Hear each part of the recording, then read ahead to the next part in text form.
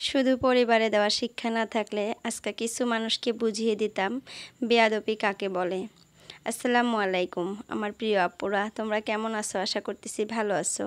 আলহামদুলিল্লাহ, তোমাদের দোয়া এবং আল্লাহর অশেষ রহমতে আমিও সুস্থ এবং ভালো আছি।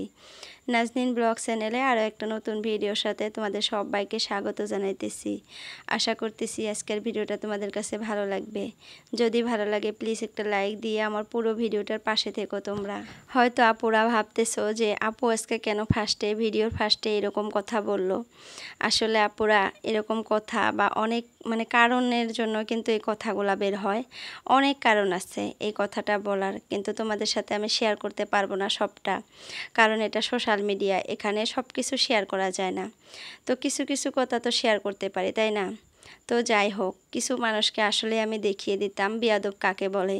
বেয়াদবি না করেও বেয়াদব হয়ে গেছি, তো তাদেরকে তো দেখাইতেই হয়, তাই না, যে বেয়াদবি কাকে বলে। আসলে সেটা দেখাইতে পারবো না, কারণ আমার পরিবারে দেওয়া শিক্ষা, আসলে হয়তো তাদের শিক্ষাগত যোগ্যতা একটু কম আমি মনে করি। আর এটা মনে করার অনেকই কারণ আছে। আসলে তারাই মানুষকে খোঁচা মাইরা কথা কয়, আর তারাই মানুষকে বেয়াদব বলে যারা নিজে বেয়াদব আর নিজে ক্যারেক্টারলেস। তারাই কিন্তু মানুষের ক্যারেক্টার খচিয়ে বেড়ায়, মানুষ কি করলো সেটা খচিয়ে বেড়ায়। যাদের ক্যারেক্টার ঠিক থাকে, যাদের বেয়াদব, যারা বেয়াদব না হয় তারা কিন্তু এগুলো মানুষের খচিয়ে বেড়ায় না। যারা ভালো মাইন্ডের মানুষ তারা কিন্তু কোনোদিনও খচিয়ে বেড়াবে না যে কে কী করলো, তারা সব সময় নিজেরটা চিন্তা করবে। আমাদের সমাজে এরকম কিছু মানুষ আছে যারা দেখবেন মানুষের ভালো দেখলে জ্বলে পুড়ে একদম ছাই হয়ে যায় ভিতরে ভিতরে, কিন্তু সামনে এসে দেখবেন আপনার সাথে এত হাসি মুখে কথা বলবে, এত মধুর সুরে কথা বলবে, আপনি মনে করবেন যে সে হয়তো আপনার উপরে সন্তুষ্ট।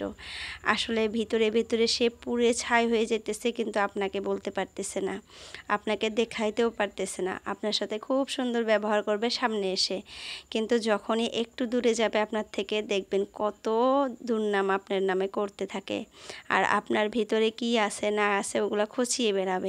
তো এই স্বভাবের মানুষের থেকে সবসময় একটু দূরে থাকা বেটার। আমি সবসময় চাই তাদের থেকে দূরে থাকতে, কিন্তু হঠাৎ করেই কেন জানি না আবার ভুলে যাই, আবার এক হয়ে যায়, আবার কথা বলা স্টার্ট করে দেই, আবার তাদের সাথে মেলামেশা স্টার্ট করে দেই।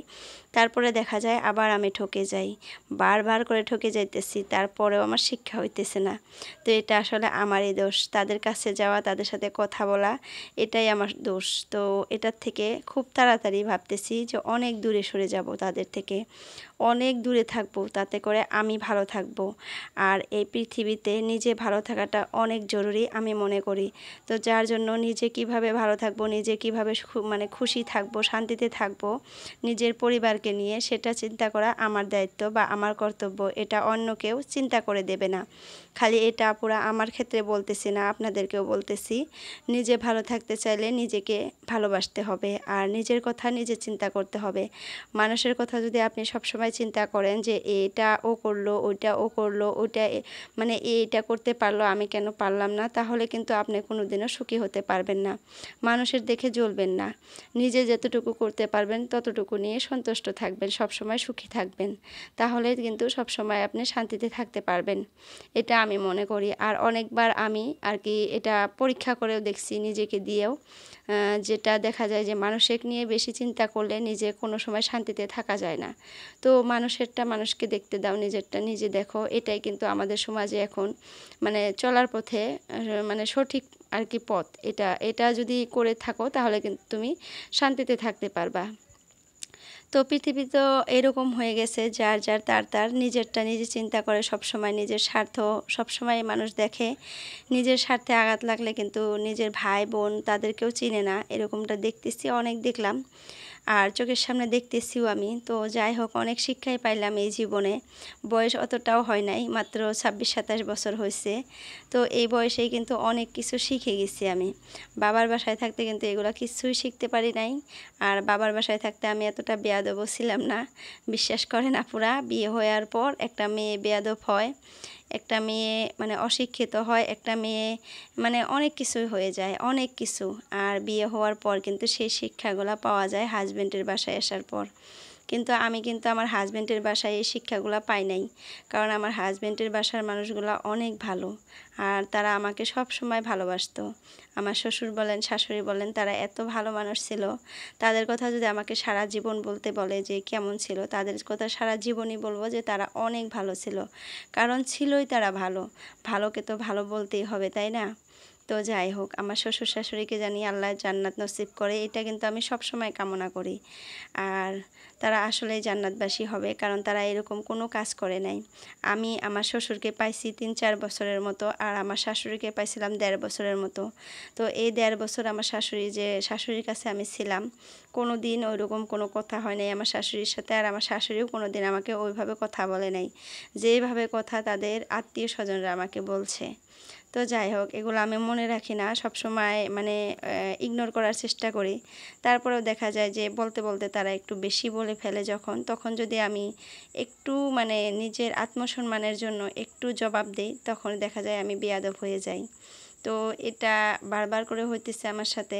তো তার জন্য ভাবছি যে তাদের থেকে 10 হাত ফাঁকে থাকবো, যারা আমাকে নিয়ে সমালোচনা করতে ভালোবাসে, যারা আমাকে খোঁচা মেরে কথা বলতে ভালোবাসে, যারা আমাকে কষ্ট দিয়ে মানে দিতে ভালোবাসে, তাদের থেকে দূরে থাকা মনে হয় আমার জন্য ভালো। তো যাই হোক, অনেক কথাই বলে ফেললাম আপুরা। আমার পার্সোনাল কথা আজকে একটু মানে তোমাদের সাথে শেয়ার করলাম।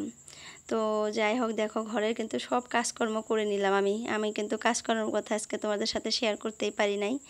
তো দেখো সকালে উঠেই কিন্তু আমি উঠানটা ঝাড়ু দিয়ে নিলাম ফার্স্টেই, তারপরে কিন্তু কিচেনে চলে আসলাম।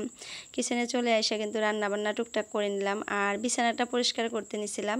তারপরে জানি না হঠাৎ করে মোবাইলে কি হয়ে গেল, আর ভিডিও মানে হয় নাই, একটু ভিডিও হওয়ার পর মানে ভিডিওটা অফ হয়ে গেছিলো বিছানা পরিষ্কার করার সময়। তারপরে আর ভিডিও হয় নাই, আমি আর দেখিও নাই, আমি ভিডিও করেইছিলাম। তারপর যখন এখন এডিট করতে বসে দেখি ভিডিও হয়ই নাই।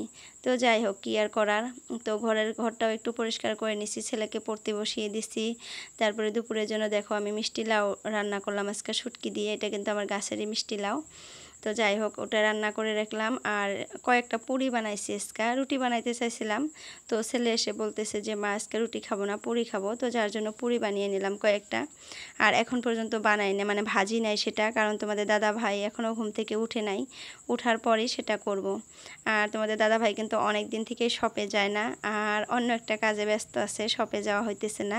তার জন্য কিন্তু অনেক লেট করে ঘুম থেকে উঠে, আর যে কাজটা করতেছে ওই কাজটা 9টা 9:30টার দিকে গেলে হয় আর কি। আর আমাদের শপে যাওয়ার থেকে না যাওয়াই ভালো, কারণ আমাদের শপটা না অনেক মানে ইয়া হয়ে গেছে, এখন আর মানে ওরকম বেচা কিনা হয় না।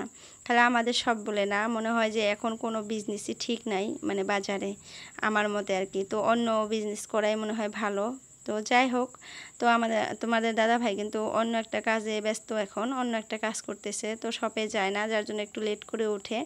এখন প্রায় 8:30টার মতো বাজে। তো সে উঠে গোসল করার জন্য চলে গেছে বাথরুমে, ফ্রেশ হওয়ার জন্য চলে গেছে। তো আমি ভাবলাম যে পুরিগুলো একটা একটা করে ভেজে নেই।